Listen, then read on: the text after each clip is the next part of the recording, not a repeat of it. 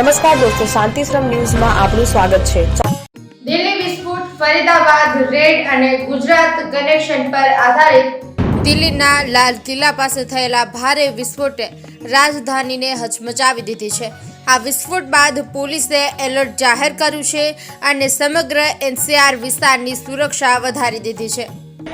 जिस वक्त ये आवाज आई, क्या जिस हुआ? टाइम आवाज आई, धमाका हुआ तो मैं दुकान पे बैठा था। पीछे मेरी दुकान है, यहीं पे दुकान है, यहीं पे तो मैं चेयर पे बैठा हुआ था। एकदम से अचानक इतनी तेज धमाका हुआ कि मेरे लाइफ में इतनी तेज मैंने अपनी आवाज के भी नहीं सुना।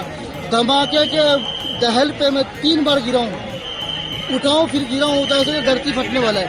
इतनी तेज धमाका हुई है। ठीक है, बहुत जोर आवाज आई, बिल्डिंग खिड़की हिल गई, खिड़की हिल गई। इतना जोरदार धमाका हुआ है, वहाँ पर इतनी जोरदार तेज आवाज आई, एकदम से शॉक्ड हो गए। आदमी सोच भी नहीं सकता कि एकदम से हुआ तो क्या हुआ इंसान।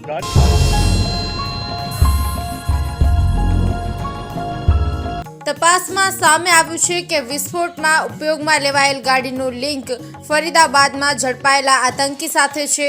પોલીસે ત્યાંથી 2900 કિલો એમોનિયા નાઇટ્રેટ, ટાઈમર અને હથિયારનો જથ્થો કબજે કર્યો છે।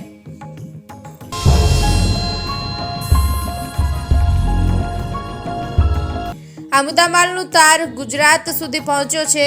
ગુજરાત એટીએસ એ 3 શંકાસ્પદ આતંકીઓને ઝડપ્યા છે, જેમનું કનેક્શન ફરીદાબાદના આતંકી સાથે હોવાનું પ્રાથમિક તારણ છે।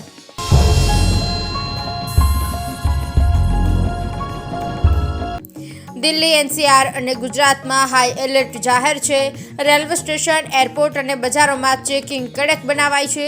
ગુપ્તચર એજન્સીઓ પણ સતત મોનિટરિંગ પર છે।